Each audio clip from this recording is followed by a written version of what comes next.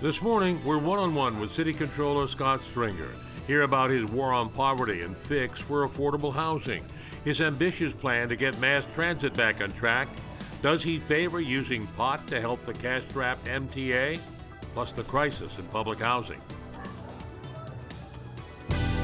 Now, from 42nd and 2nd, this is Pix 11 News Close-Up with Marvin Scott. Good morning, everyone. Scott Stringer is the city's chief financial officer who looks over the city's $88 billion budget. He oversees the $160 billion public pension fund and conducts audits to make sure city agencies are on the up and up. He's had some scathing reports recently. Good to have Scott Stringer with us. He has promoted an open, transparent government. And it's good to have you with us. Great to be on this show. Close-Up. So much to talk about. The year-ender, you've had audits, but the most recent thing, I mean, there's so much talk about legalizing recreational marijuana here in New York. It looks like the state's probably going to approve it. There's talk about it hitting in New York.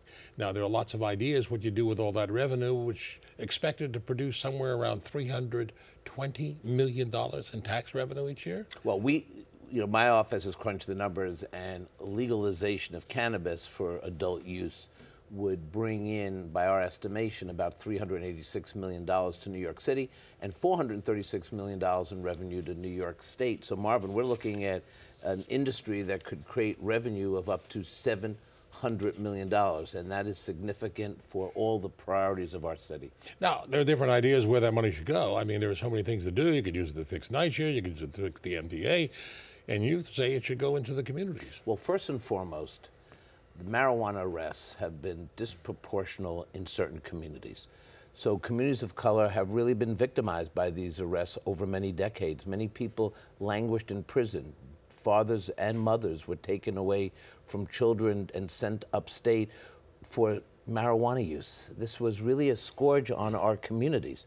And right now, because of these arrests, because of this enforcement, there's a whole lot of communities that are suffering. They don't have the kind of healthcare system they need. They don't have real job opportunities. And I think before we divvy up the marijuana pie, I think we have to recognize that there are communities, according to a report we issued, that have really been impacted. Look at Brownsville, look at Oceanville, look at all the various communities that have just had most of these arrests. The poorest, most low-income communities are where the arrests take place.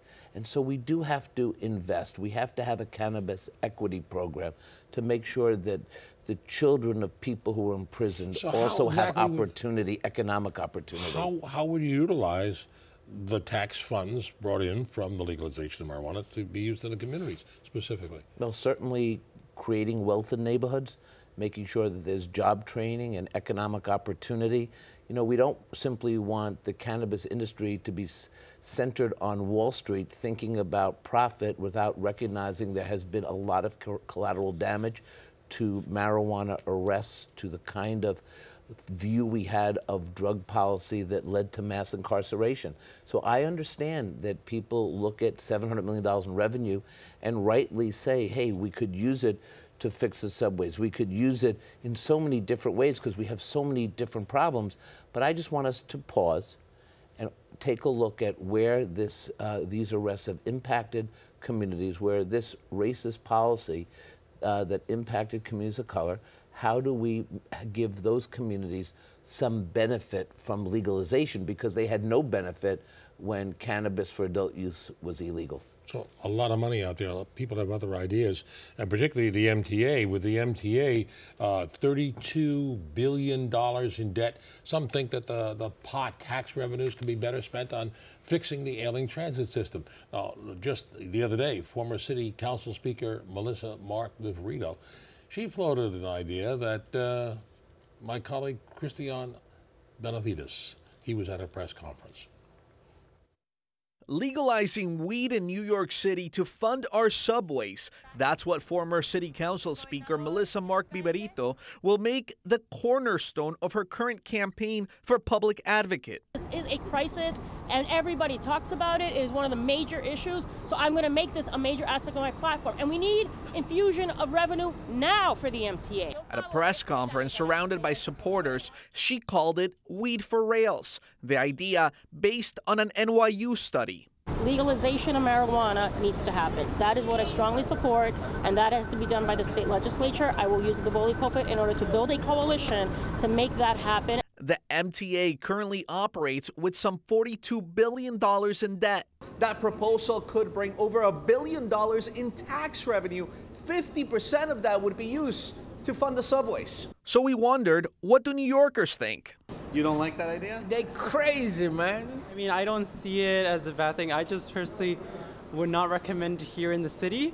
Basically already legal. Everyone's doing it all the time. Might as well get some money out of it. And I think it's a great idea because the city, I mean, we need money for the subways. I'm Cristian Benavides, Pix 11 News. And thanks to Cristiano for that. So what does the city controller think? Look, there's a lot of candidates for office that are going to have ideas, and that's what democracy is all about. But and perhaps some of that revenue will go to the MTA. Some of that revenue may go to fixing NYCHA or affordable housing. The point I'm making is that before we spend the money, let us look at the impact of marijuana arrests, this racist policy of selective enforcement that sent many people to jail, people whose lives were ruined.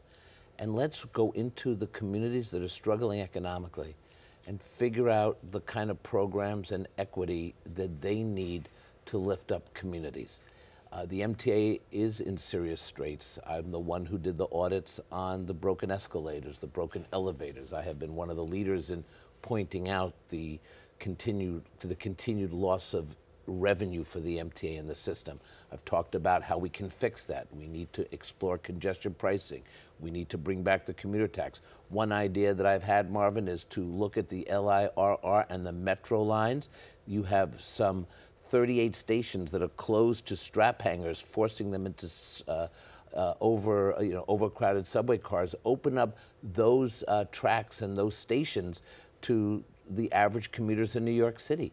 So there's a lot of ideas out there to fix the subway system, and we need to come up with a plan that works for everybody. Part of it is funding, part of it is strategy. We have to think about our bus routes above ground as well as the subway underground. And so I never dismiss a suggestion. The report I issued yesterday was simply saying, look, we have people who have suffered, families that were destroyed, and let's not pretend that there was no leftover damage in those decades. Okay, this is part of your transit plan. First, let me correct myself. I was really under my numbers. I said 32 million in debt. It's you meant close. 32 I missed billion. the B. Right, somewhere along the line. That's okay. It's, between 32 and 42 billion dollars in the in debt for the MTA. So they can certainly use that money. Look, in the fast forward plan being put forth by Andy Byford and the MTA, it's over $40 billion. So we're going to have to look at multiple revenue sources, and that's part of what I think the legislature is going to focus on with Governor Cuomo as we approach January. And these are very serious issues. Look, New York City is defined by its transit grid. We built New York based on how we built our subways, and we have to continue to invest. It's like people who drive cars today. If you don't change the oil, the engine will seize. Okay, we're going to take a break. When I come back, I want to talk what's part of your transit plan. You're calling for for MTA to lower the fares. I want to explore that when Pix 11 News Close-Up continues with City Controller Scott Stringer.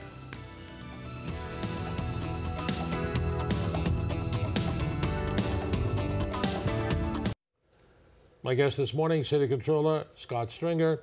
Lots of issues to cover. Let's talk about the Amazon deal. Is it a boon or boondoggle? Look, I think the way this deal was constructed is very problematic. Everyone wants high-paying tech jobs in the city. It's what's going to fuel our economy. But the way you go about the presentation of this deal and the inside negotiations that left us with no transparency was just a colossal mistake. First of all, you go to the city council, you participate in a ULURP process, you make sure that all the constituencies understand what the proposal is. And when you talk about $3 billion in tax incentives and you don't tell anybody what they are, that's outrageous and that cannot stand. And as controller, my job is to do that analysis, to look at whether these benefits are worthy of consideration. But when you announce a deal without any kind of public discourse, rightfully people in New York City are angry, even though they would like to see better high-paying jobs here. But you can't cut out the people who do oversight, who make deals better. Think about Queensbridge houses in Long Island City. It's the largest public housing in the city, 96 buildings. And what did they say in these negotiations? Even though we're going to have this big tech headquarters, the only thing they said to the people in NYCHA was, well, we'll hold 2 resume classes and a jobs fair. I mean, that's laughable in this day and age with $3 billion. The people in Long Island City deserve better. And the thing that wasn't explored was the loss of 1,500 affordable housing units and the fact that there is a real sewage issue in LIC where the amount of overdevelopment and the sewage hookups. The crowding in transit? All of this has to, well, that's a whole other issue, but all of that has to be explored before a deal is signed. So what's your office doing about it? Are you doing an audit? We are certainly meeting with groups. I have called on Amazon to engage in a public process with the city council. We certainly, and I'm certainly not shy about telling people what I think about a deal. We're going to continue to crunch those numbers and work with the community groups in Long Island City and Astoria. But also, this sets a very bad precedent for the city because we have always, with major development deals, we've always said, look, for better or for worse, you got to go through a review process. And I think that's something that was left out. And look, lastly, when you talk about billions of dollars, the public does have a right to know where their tax dollars is going. And I've always said that the way we attract industry to this city, the way we bring people to our city is by making sure we have low crime rates, quality education, open space, park space. That's why Amazon is here. They're here because they want our diverse workforce, they want our talent, and they want the amazing cultural quality of life of New York City. New York's the capital of the world. Where are they going to go? Like Idaho? I mean, it's madness that this Okay, happens. so I know there's a call, some people in the legislature, Senator Ganaris and others are calling to reject the deal. Any chance that's going to happen? It's going to go through, well, let's see how this plays out. Let's see what, Amazon owes it to this city to come to the table and make a real case. And I have to say that while when you go forward, you have to do everything. And I'm very disturbed that the lack of respect for the people who live in NYCHA and Long Island City, it bothers me, it angers me to a core. And then you weren't even brought into the negotiations. You weren't even brought. No, but I don't listen. I'm not a legislature. I'm not the city council. I'm not trying to overreach my responsibility. But I do decide, or I do play a role in the finances of this city. And the fact that they have not sat with us is just pretty remarkable. Do I hear you saying that this is not yet a done deal? The ink isn't dry yet. I don't think anything's done until it's done in this town. So stay tuned. Always. Okay, let me ask a couple of personnel questions. Department of Investigations Commissioner Mark Peters, fired. You were doing an investigation and audit in his office before. Well, no, so let me just clarify. First of all, the mayor did what he had to do, and obviously the mayor hires and fires. My concern with the Department of Investigation was not personnel, but was a land deal where they want to move the headquarters to one of the most expensive parcels of land at 180 Water Street. And that, to me, is just a colossal waste of money, some $400 million. I've said to the mayoral agencies, stop this deal and let's explore whether we are just throwing hundreds of millions of dollars to developers without any accountability. Do you feel his firing was justified? I think that the mayor has, yes, I think that the mayor has a role to fire. I think there was some serious, he did a lot of good work, but there was a lot of problems with the way he went about it. What about justifying the firing of OEM Commissioner Joe Esposito? Look, he's a very respected leader in this city. Again, I think the mayor should, I'm not going to tell him who he should hire and fire. He's the mayor, and he has a right to his staff. But I think the sloppiness is raising concerns in the city, and you got to focus on this. But the manner in which it was done. Well, you just don't let this stuff hang out there like that. Okay, this program is not complete with all the times you hear it without me asking you that final question. So when are you going to announce you're running for mayor? Why would you ask that when I'm having such a great time serving as controller, working on all these issues? We covered our housing plan, we covered Amazon, we covered all the work that the controller's office is doing. We've built a very strong office that really has the back of the people, Marvin. And as long as, I know I'm term limited and I know other decisions have to be made, but right now, I'm in the zone working and building this office for the people of the city. I'm very fortunate. Sounds like you're building a good agenda for a campaign. Sounds like I'm doing my job. Well, okay. Well, you certainly did today. Thank you. Scott. Great to see you. City Controller Scott Stringer, thank you so much. Always good to have you on the program. And that'll do it for our program for this week. If you have any comments or wish to see this broadcast again, log on to our website, pix11.com/newscloseup. I'm Marvin Scott. Thanks so much for joining us. Enjoy the rest of your Sunday, everyone.